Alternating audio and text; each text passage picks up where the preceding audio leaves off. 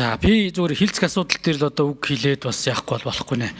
Ерөнхийдөө 3 дугаар хилцүүлэг бас чуулган дээр явж байгаа. Чуулган дээрээс бас хурал даргалагч. За чуулганы нэгдсэн хуралдаанаас хурал даргалагч биш. Нэгдсэн хуралдаанаас 6 асуудал байгаа. Хурал даргалагчийн миний санджаар 1-2 асуудал байгаа. Үндсэндээ ингээд 6 7 асуудлаар ингээд чиглэл болгосон. Энэ асуудлуудыг хэрхэн яа шийдвэрлэв гэдэг нь гав ийг дарах яг энэ санал ураахын өмнө нэг танилцуулчмаар байгаамаа. Намын бүлэгт танилцуулах яах вэ? Олон нийт бас харж байгаа байхгүй. Яг энэ яригдчихсэн за эргээд тэр 635 тэрбум төгрөгийн өртөгтэй эрхчил санхүүжилт 179 тэрбум төгрөгийн хөрөнгө оруулалтуудыг хэрхэн яа шийдвэ? Тэн дээр чинь төсвийн доктортой байдлын зөвлөл 111 төслийн чинь 73 нь төсвийн тухай хуульд нийцэхгүй байна гэдэг үгнэсэн шүү дээ. Энийг яаж хэрхэн шийдсэн юм бэ? За эргээд тэр Менцайгийн гишүүн хүртэл бас нэг л нөөцөөс бууруулах юм ярьжсэн. Тэр яаж шийдэгдсэн? За эргээд энэ эмч нарын болоод энэ халамжийн гишүүдийн яриад исэн зүйлүүд хэрхэн яаж шийдэгдсэн бэ гэдгийг төсвийн ажлын эрхлэлийн ахлагчийн хувьд гишүүдэд асуулт хариулт боломж байхгүй учраас та нэг мэдээлэл хийж өгөөч. Тантай нэг одоо энэ дэр марах гэдэг зүйл биш. Дэгээрээ та хийх хэрэгтэй байхгүй. Усын хурлын нэгдсэн чуулганаас өгсөн чиглэлийг ингэж шийдэж орж ирлээгээд мэдээлэл өгöd энэ санал хураалтууд эхлэх хэрэгтэй болохоос биш би өгөхгүй. Монгол Ардын намын байнгын ороо бүлэг энэ төр өгцөн гэдээ яриад иж болохгүй. Тэгэл ан чи ингэ шийдэгдсэн мэргээ мэдээлэлтэй болоо цаашаа саналаа хураага явуулчмаар. Тэгэхээр би хилцэх асуудал дээр л одоо ингэж ярьж байгаа нь бас гişүүд маань ойлгож байгаа гэж бодож. Энэ гав ийг даргыг энэ 6 нэгдсэн хуралдаанаас өгсөн 6 чиглэл хурал даргалагчаас өгсөн 2 удаа тий 1-2 чиглэл байгаа. Энэ асуудлууд хэрхэн яа шийдэгдсэн талаар та бас нэг товчхон олон нийтэд мэдээлэл өгчөөч. Эргэлзээд байна олон нийт чинь.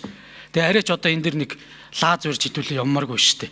Тэгэхээр энэ лаз урьж санал хураалгах дээр ч гэсэн та нэг олон нийтэд суучлах үүсэх хэрэгтэй байхгүй. За тэгж улс төржүүлээд яг би өнөөдөр албаар улаан зан гэж зүүсэн.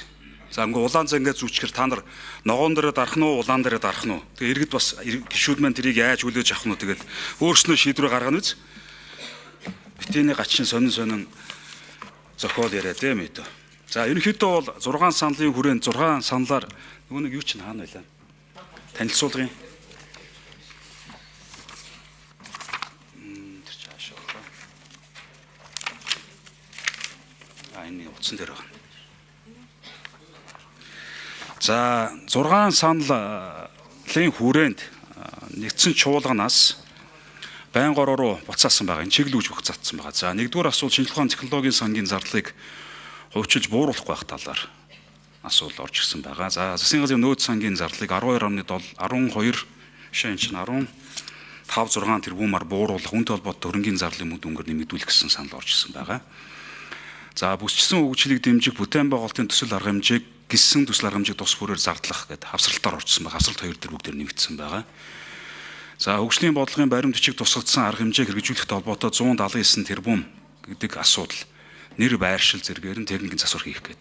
За нийтдээ 2026 оны төсвийн хөрөнгө оруулалт гадаадын зээл ашиглалтаа нийлээд 8 их найдварны хөрөнгөний зардал байгаа гэсэн.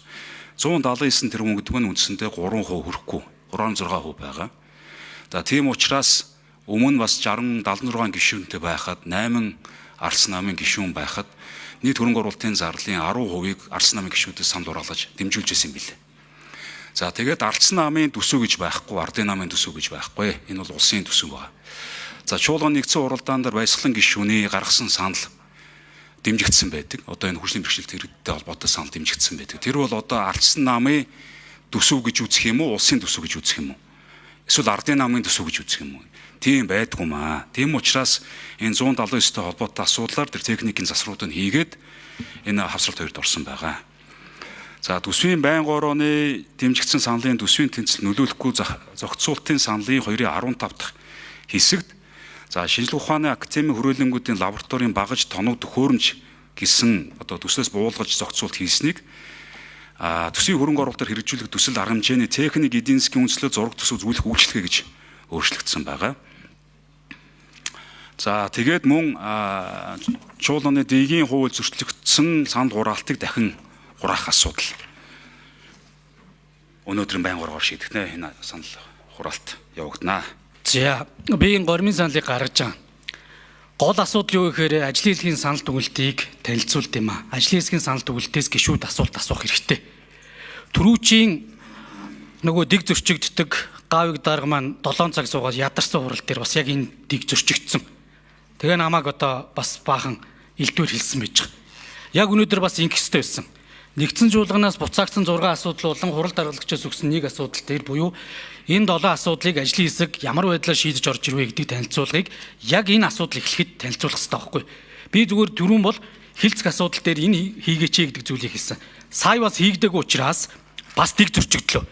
Дэг зөрчигдөж байгаа учраас Пүрүдава гишүүн ч юм уу гишүүд маань асуулт асууж чадхаа бичиж байгаа байхгүй. Ингиж хүчилж, ингиж улаарч, ингиж одоо дэгийн үйлийг зүгээр нулимж энэ хилцүүлгүүд явж шүү гэдэг зүйлийг хэлье. Тэгээ ямар ч байсан уг нь Гавиг дарга түрүүн бэлдээд ирсэн мэлэн шүү дээ. Уншаал танилцуулахад юу н одоо буруутаад байгаа. Тэгээ энэ дундаас нь ингээд 111-ийн төсөл чи яага 158 болчихоо гэж хариулал явчихна үсттэй. Тэгээд энэ дээр ингээ өөрөө ус төржүүлээд байх юм. Мана тана төсөө гэж байхгүй үсттэй энэ тэргээд. Тэр Гавиг даргатаа өөрөө мэдж байгаа байхгүй. Уг нь энийгээ хэлээл ийм шаардлагад нийцүүлээд ингэсэн шүү гэж хэлэл болно шүү дээ. Тэгэхээр уг нь бол Гавиг дарга би бол зүгээр уг нь та хэлээд ажлын хэсгийн санал дүгнэлтийг хэдийгээр нэг ихний санал хураагдсан ч гэсэн асуух болцоог нь олгочооч цөөхөн лүн баг шиг байна. Энэ гормын саналыг гаргаад одоо би гаргая. Тэгээд та бас Пүрүдава гишүүн ч гэдэм асуух болцоог нь олгочих. Энэ 111-ийн төсөл чинь ингээ 108 задаргаа болоод ирсэн чинь баахан л одоо сүм хий засварлан л гин зам тавина л гин спорт заалууд л тавина л гэж штэ. Бид нар ийм тулцсан асуудлууд байгаа юм.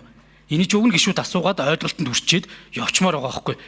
Тэгээ одоо Гавиг дарга маань одоо ямар ч учиртай юм те одоо тэгээ хүчлээдэх юм. Тэгэхээр энэ дээр миний гормын саналыг гаргаад асуух ганц нэг хүмүүс байвал асуугаад сон зэрэг гишүүний гаргаж байгаа гормын саналаар санд хураалт явуулъя. Санд хураалт.